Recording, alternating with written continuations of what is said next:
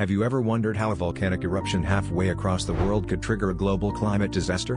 In 1815, Mount Tambora in Indonesia erupted with such ferocity that it shot ash and sulfur dioxide into the stratosphere, blocking sunlight and causing what came to be known as the year without a summer.